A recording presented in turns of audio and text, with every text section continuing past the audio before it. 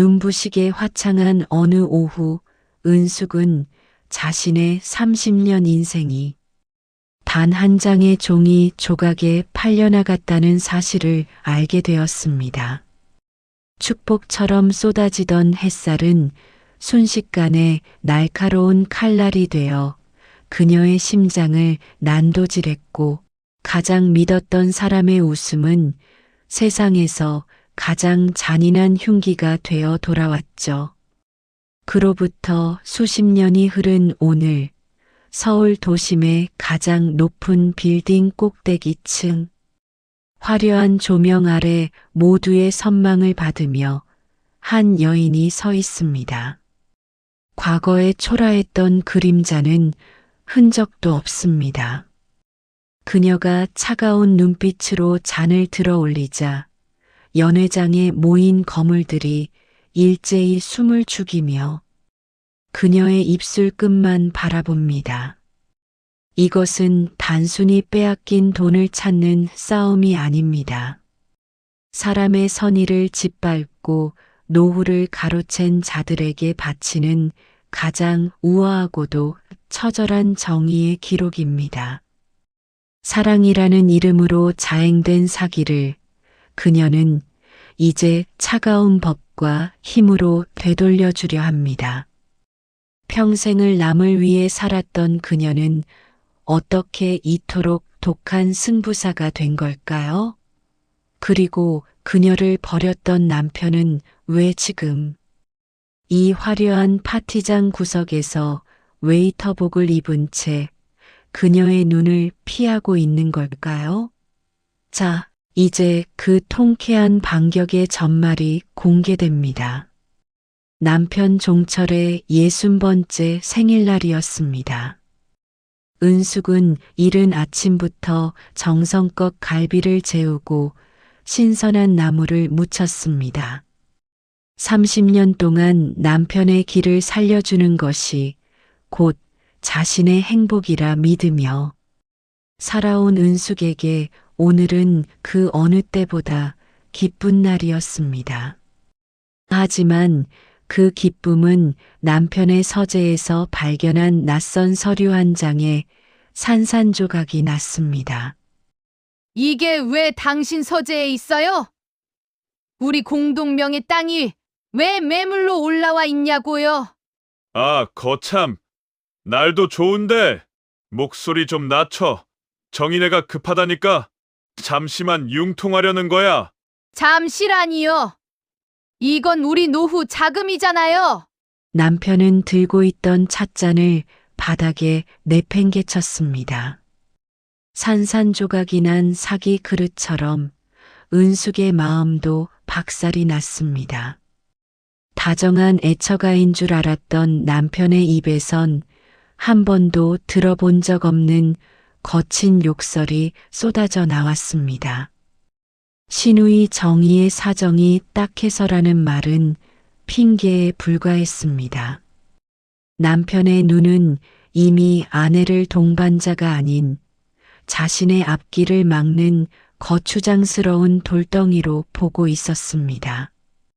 종철이 집을 나간 뒤 은숙은 차마 정신을 차릴 수 없었습니다. 하지만 가슴 한구석에서 치밀어 오르는 서늘한 예감이 그녀의 발걸음을 재촉했습니다. 종철이 향한 곳은 평소 그가 돈 아깝게 이런 데를 왜 오냐며 비아냥대던 강남의 화려한 명품 거리였습니다. 은숙은 심장이 입 밖으로 튀어나올 것 같은 통증을 느끼며 백화점 1층의 육중한 유리문 너머로 남편의 등을 쫓았습니다. 평소 무릎 나온 트레이닝복만 입던 남편은 온데간데 없었습니다. 그는 머리부터 발끝까지 수백만 원대 명품 수트로 무장한 채 마치 태생부터 귀족이었던 양 거드름을 피우며 매장을 활보하고 있었습니다. 그리고 그의 곁에는 은숙의 30년 세월을 비웃기라도 하듯 싱그러운 젊음을 뽐내는 한 여자가 찰떡처럼 붙어 있었습니다. 자기야, 마음에 들어? 여기 있는 거 다 입어봐. 오빠가 오늘 기분이다. 싹 다 사줄게. 정말? 오빠 최고. 근데 저번에 말한 그 땅 판 돈 정말 나 다 주는 거 맞지? 그럼 그 할망구는 아무것도 몰라. 내가 조카 등록금 핑계 대니까 군말 없이 인감 내주더라고. 세상에 그렇게 멍청한 여자가 또 어디 있겠어? 하하하. 은숙은 매장 기둥 뒤에 숨어 그들의 대화를 생생하게 들었습니다. 멍청한 여자. 30년 동안 남편의 건강을 위해 새벽 기도를 다니고 제 옷 한 벌 안 사입으며 모은 돈이 저 여자의 짧은 치마와 화려한 구두로 변하고 있었습니다. 종철은 은숙이 생일 선물로 사준 낡은 지갑 대신 반짝이는 명품 지갑에서 은숙의 피땀, 어린 인감으로 대출받은 돈을 거침없이 꺼내 들었습니다. 상간녀가 기쁨의 콧소리를 내며 종철의 볼에 입을 맞추는 순간 은숙은 눈앞이 캄캄해졌습니다. 저 다정한 미소, 저 든든한 목소리는 모두 은숙이 만들어준 것이었습니다. 하지만 그 결과는 처참했습니다.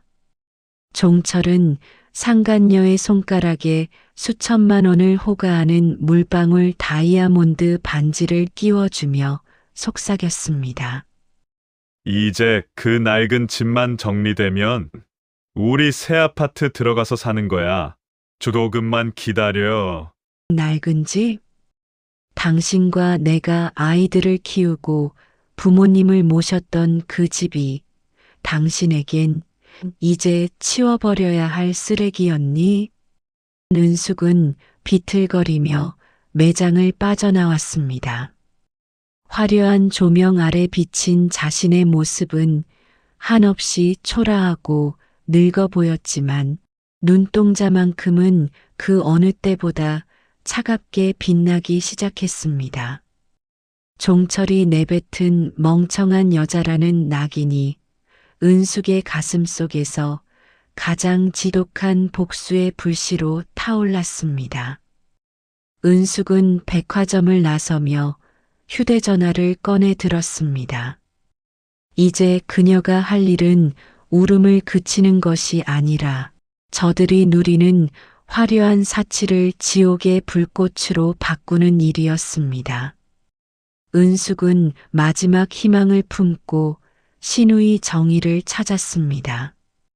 그래도 여자 대 여자로서 한때는 자매처럼 지냈던 정의라면 자신의 편이 되어줄 거라 믿었습니다. 하지만 정의의 아파트로 들어선 순간 은숙은 다시 한번 구역질이 올라오는 광경을 목격했습니다. 어머, 올케 언니? 여기까지 어쩐 일이야? 오빠한테 다 들었어. 이제 그만 집 비워줘야 한다며? 아가씨, 어떻게 이래?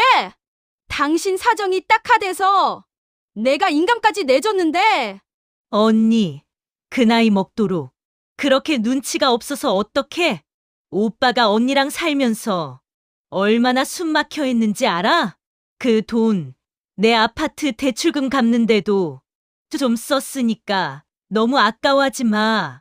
정희는 은숙이 선물했던 비싼 찻잔의 차를 마시며 천연덕스럽게 거짓말을 늘어놓았습니다. 남편과 신우이는 처음부터 한통속이었습니다. 은숙의 선의를 이용해 그녀의 마지막 한 방울까지 짜내려 했던 악마들이었습니다. 은숙은 차가워진 찻잔을 내려놓고 일어섰습니다. 더 이상 이들에게 구걸할 자비는 남아있지 않았습니다. 집으로 돌아온 은숙은 텅 빈 거실에 앉아 밤을 지새웠습니다. 가구마다 배어 있는 30년의 추억이 이제는 역겨운 냄새로 다가왔습니다.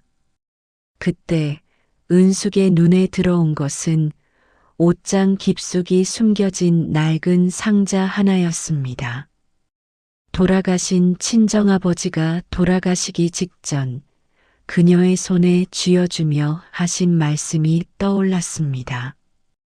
은수가 혹시라도 그놈이 딴 마음을 먹거든 이 서류를 꺼내보거라.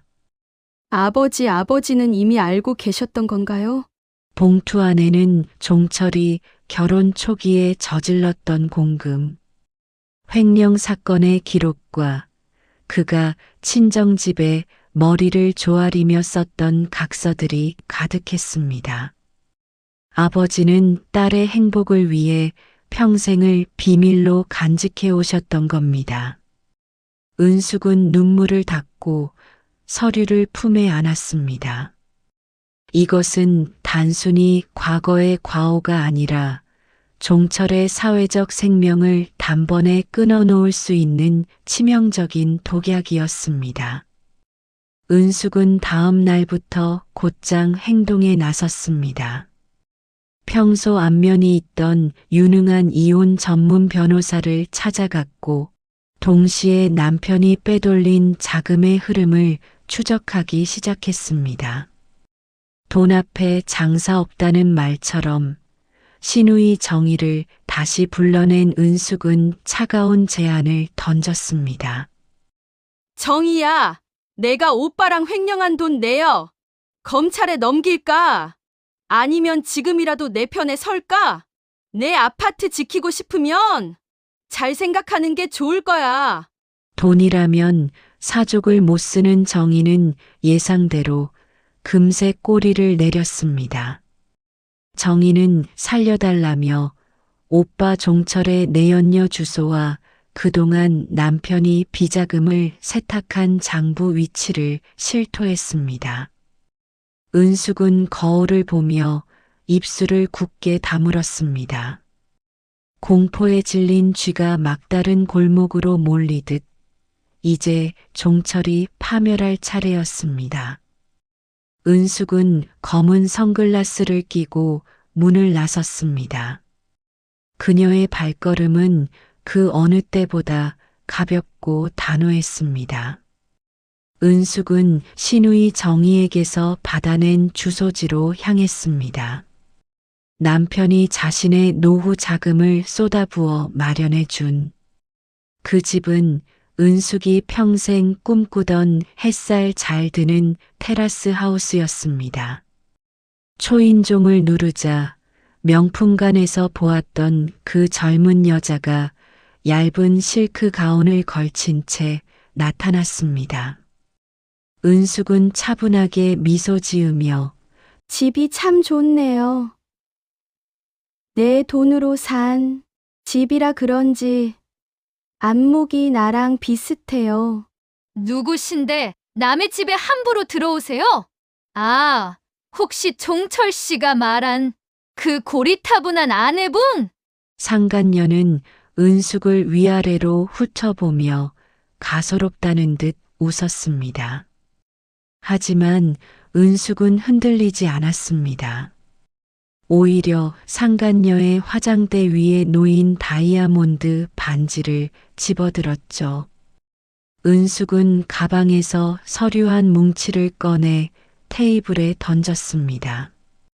그것은 남편 종철이 이 집을 사기 위해 회사 돈에 손을 댄 내역과 상간녀의 계좌로 흘러간 불법 증여 증거들이었습니다. 은숙은 떨리는 손을 감추고 상간녀의 귓가에 낮게 의조렸습니다. 이 반지, 이 집 당신이 가질 수 있는 마지막 사치일 거야. 곧 검찰에서 압수수색 나올 테니까 준비하고 있어. 상간녀에게 전화를 받은 종철이 미친 듯이 집으로 달려왔습니다. 그는 거실 한복판에 우아하게 앉아 차를 마시고 있는 은숙을 보자마자 짐승처럼 포효했습니다. 30년 세월의 정은 이미 흔적도 없었습니다. 종철은 은숙의 멱살을 잡으려 달려들었지만 은숙의 곁에 서 있던 건장한 법적 대리인들에 의해 제지당했습니다. 내가 미쳤구나. 감히 내 앞길을 막아? 그 서류 당장 내놔. 안 내놓으면 죽여버릴 줄 알아. 당신이 죽어야 할 건 내가 아니라 당신의 그 더러운 욕망이야. 이제 시작인데 벌써 흥분하면 어떡해? 은숙은 남편의 비굴한 분노를 정면으로 응시했습니다. 종철은 무릎을 꿇고 빌다가도 금세 다시 욕설을 내뱉으며 이성을 잃고 날뛰었습니다. 은숙은 그 모습을 보며 오히려 측은함을 느꼈습니다.